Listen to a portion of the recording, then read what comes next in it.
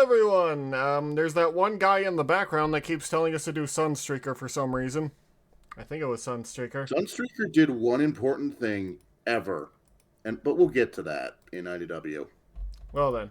I don't know anything about Sunstreaker other than he sounds like he's a seeker. A little.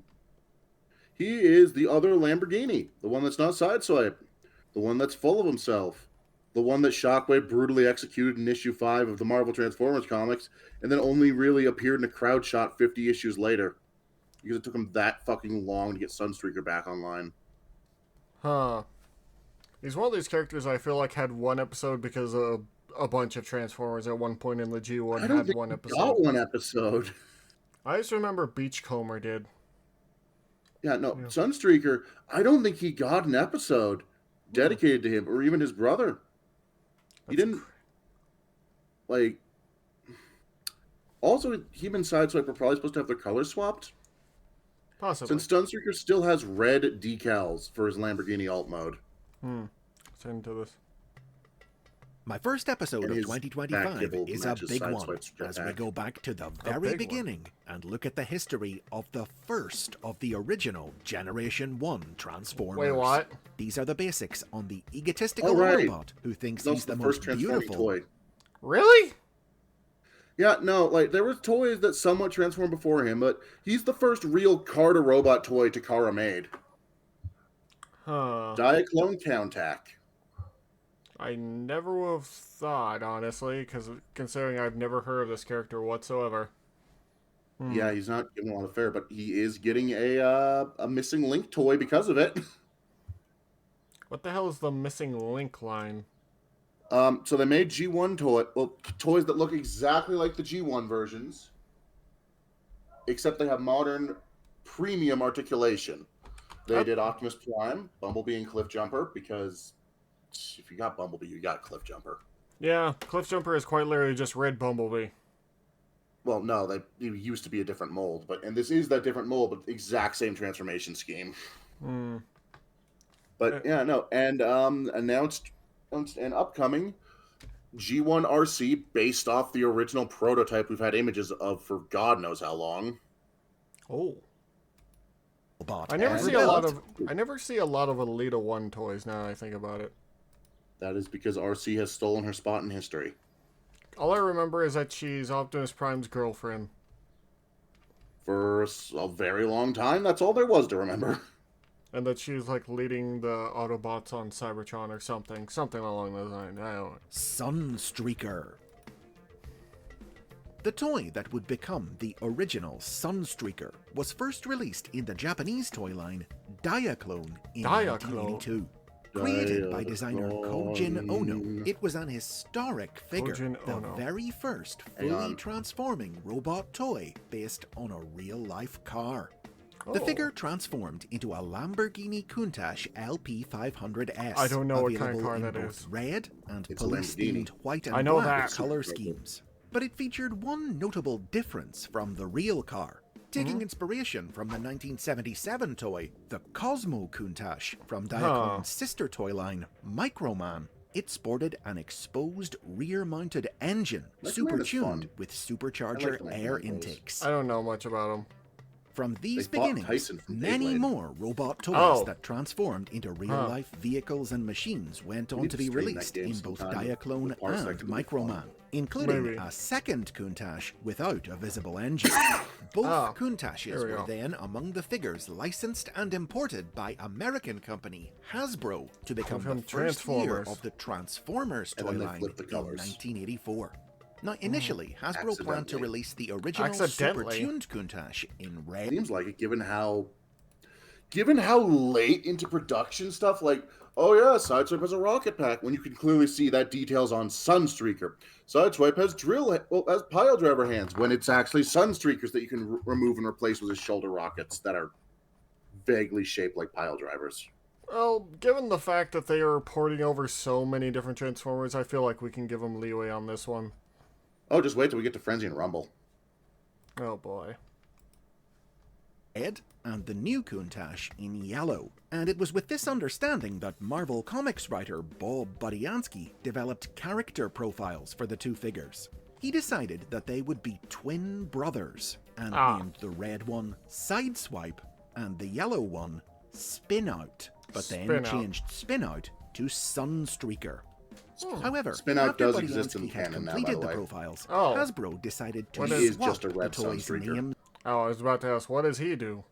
And then there's He sells you the same Masterpiece toy a second time. Oh. And colors. And also he gets murdered by Toxitron. Oh. Oh yeah, murdered the shit out of he was like we've discussed Masters in Mayhem a bit. Poor Spinout, he was the first real Autobot squad that ran into Toxitron. Well, took him prisoner before finding out that no, you can't actually restrain this guy in any way that matters. Huh. And then his severed head was used to sneak into an Autobot base by faking an Autobot transponder. That's... Wow. Toxitron's one of the good guys of Masters in Mayhem. That's the scary thing. It kind of... Okay. For the finalized toy line, released the new Countach in red as Sideswipe and the original in yellow as Sunstreaker. Though Sunstreaker stickers weren't modified to account for this change, resulting in distinctive patches of red on the figure's shoulders. I see The right profiles were also swapped without alteration, meaning that Sunstreaker was described as having weapons based on those of the Sideswipe toy, and vice versa. Budiansky's profile characterized Sunstreaker as a massive narcissist, constantly boasting about his skills, looks, and sleek, stylish car mode. But this self-obsession wasn't just ordinary vanity. Sunstreaker was a borderline sociopath who had no regard for anyone but himself, Wow. treating his fellow Autobots. I was about to say, he's an Autobot? What the hell? Yes. With contempt.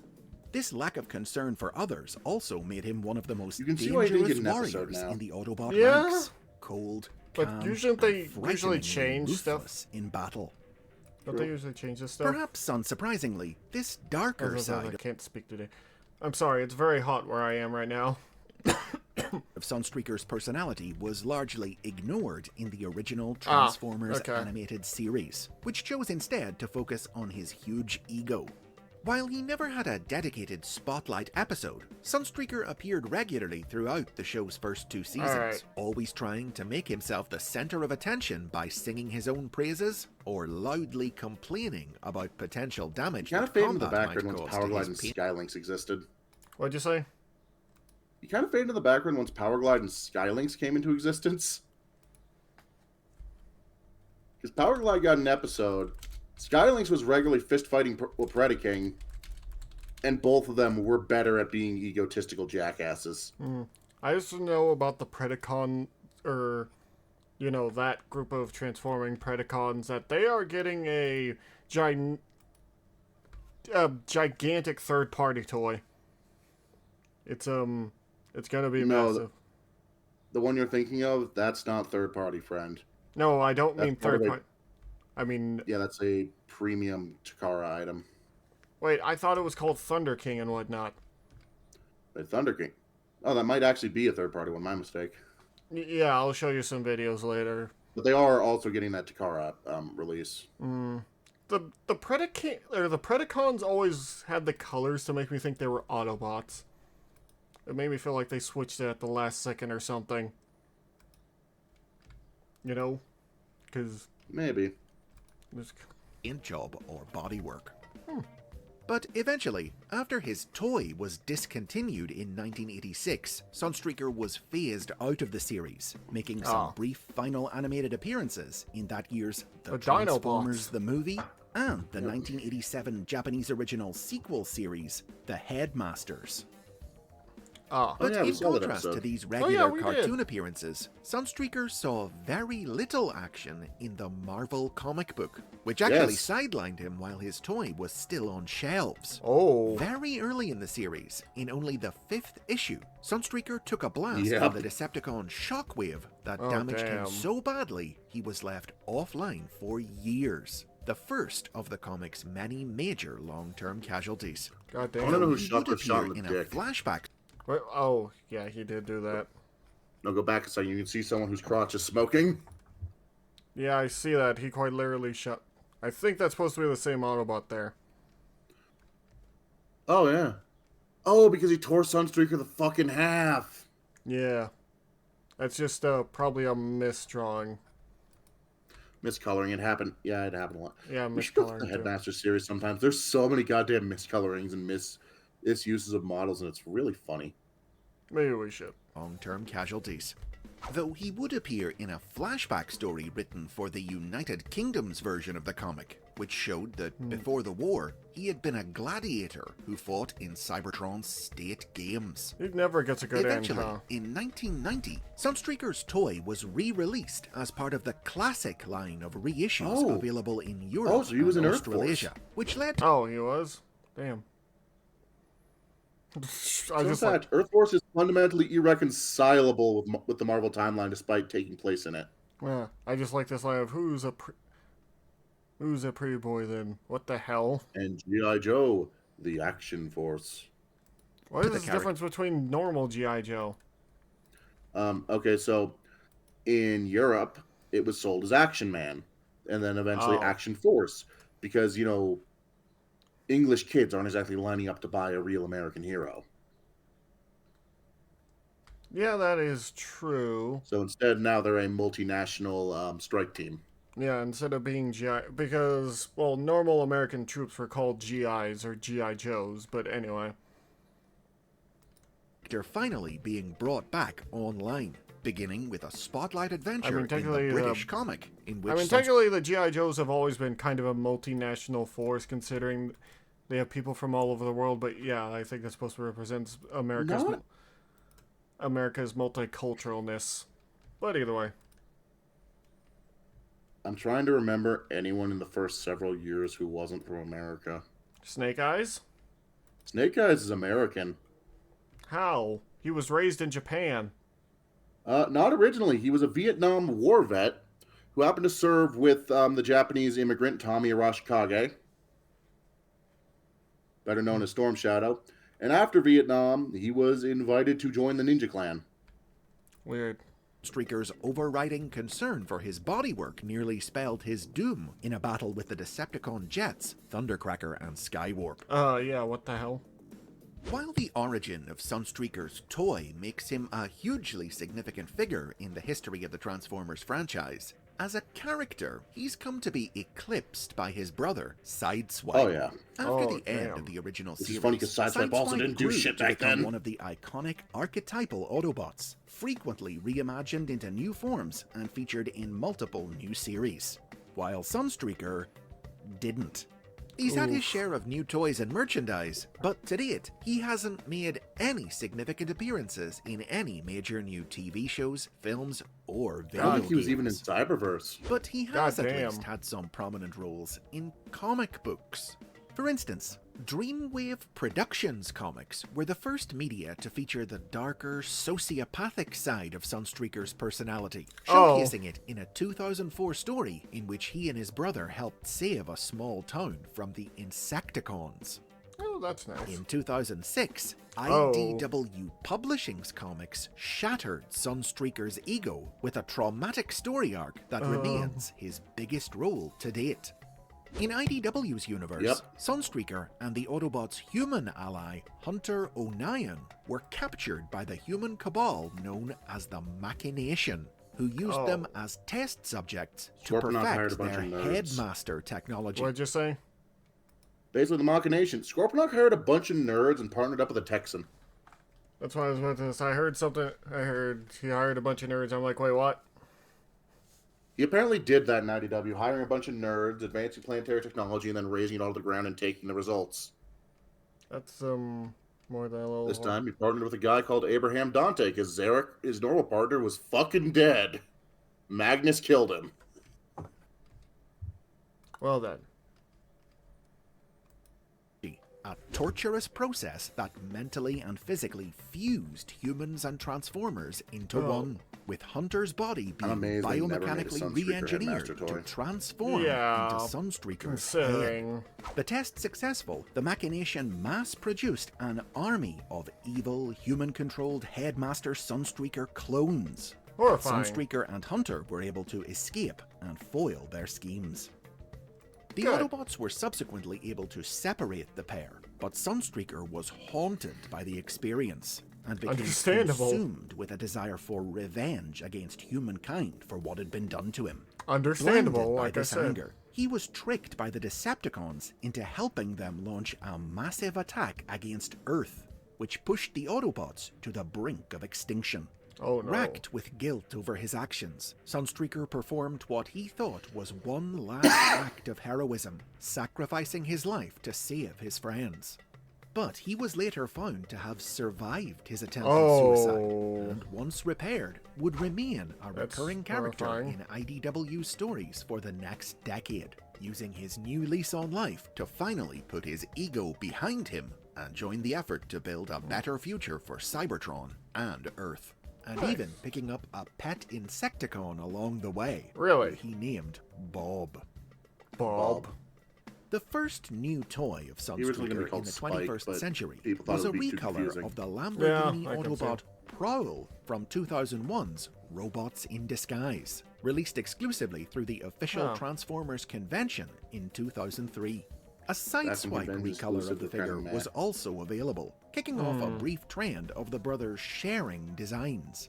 It continued into that year's Transformers Alternators, in which the pair were redesigned with Dodge Viper alternate modes, and 2008's Transformers Universe, which featured a new figure engineered with two possible robot mode configurations to help differentiate the brothers. It was not. This figure served as the basis for It was not intentionally supposed to have two robot mode configurations, but the designers, when they were making it into Sunstreaker, realized, wait a fucking second, and just rotated the torso 180 degrees and swapped the hands. Really? Yeah. And then they made Punch Counterpunch out of it. Oh, I've seen one scene of punching Counterpunch where it says, Counterpunch, get out of here, Counterpunch, we don't need your help. Fine, you deal with my Autobot counterpart.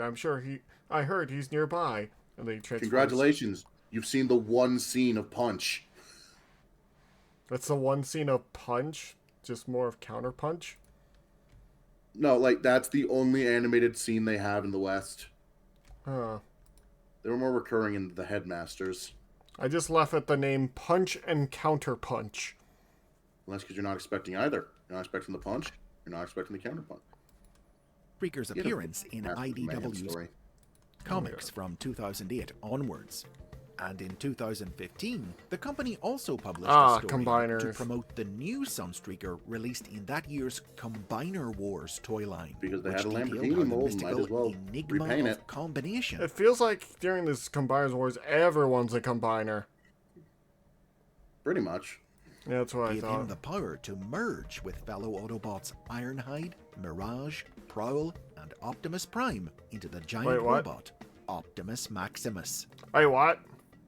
Other significant Sunstreaker toys have included a high-end collector-targeted figure in the Masterpiece toy line in 2017, based directly on his appearance in the original cartoon, and one in 2020's Earthrise, which served as the basis for Sunstreaker's appearance in the new universe introduced when IDW rebooted their comic books, in which he was a follower of the ruthless Autobot general, Pyra Magna. Notably, both these toys were recolored into new characters based on the original Diaclone toy color schemes. The police bot, Cordon, and the red-armored Spinout, who reused Bob Budiansky's original name for Sunstreaker. Yep. Sunstreaker's lack of major appearances outside of comics means there have been few noteworthy alternate incarnations of the character, but some minor examples include one from the world of Transformers Prime and a female version from Transformers Animated, using Retribution, both introduced in ancillary print media for those series. a live-action movie incarnation of Sunstreaker was designed for 2018's Bumblebee movie, but wound up not being included in the finished film. However, in 2024, the concept art was used as the basis for a toy of the character released in the Studio Series line. The same year also marked Sunstreaker's most recent animated appearance. Okay, but he's literally just yellow sideswipe. Movie. No, he's yellow, what's the word? He's yellow... God damn it, I can't remember Optimus Prime's name before he was Optimus Prime. Brian Pack? No, he has the chest plate of the Lambo brothers. Oh, yeah, he does. And the shoulders of, I want to say, Sideswipe. It's kind of amazing how many of them they got in here. We got... Well, Lita's one not there, but oh, yeah, you RC. can literally see Sideswipe over on the side next to RC. Yeah, and Ironhide. And there's one that's also very clearly Mirage, despite Mirage apparently winning the Icon 5000. I just love that a lot of the Autobots were originally just underprivileged workers. It is curious how most of the Decepticons were the people who were busy oppressing Megatron. Like, well, you'd think D16 would be more interested in shooting them in the head. Well, most of them weren't that. They were originally the fighters, the Royal Guard, as they were called. They were originally the soldiers, who just, you know. Okay, but Sentinel's entire security force is very obviously the pre-Viacons. Yeah, kinda. 2025 will see the release of another new Sunstreaker toy in the Missing Link series of highly articulated recreations of original Generation 1 toys. His inclusion in this prestige line serves to highlight Sunstreaker's historical importance as the original Diaclone car robot, the progenitor of the entire Transformers toy line. And really, when you've got a reputation like that, you're probably allowed to have a bit of an ego. Yeah, I can see why. Yeah, no, aside from IDW, his second most important and those are the appearance basics was a fucking on Sunstreaker, Look-and-See storybook. Who made history and looked Devastator good doing kidnapped it. him. That was honestly because surprising. He was distracted polishing himself. And, well, he was distracted waxing himself, and somehow Devastator snuck up on him. How does Devastator sneak up on anyone? Very effectively, according to that book. So the Autobots needed to employ a careful strategy that involved a giant cardboard cutout of an even bigger combiner. What? I did mention this was a children's storybook, right? No. Okay, when I said look-and-see storybook, did you think that was mature reading? I don't know. You're always... Everything for Transformers is technically for kids anyway. Not wrong. Not wrong. Exactly. However...